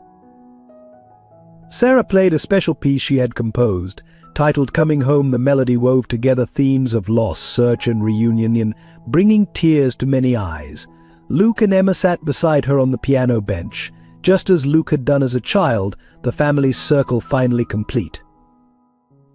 As the evening drew to a close, Michael raised a toast to hope that never dies, to dignity that survives all trials, and to love that builds bridges across every divide.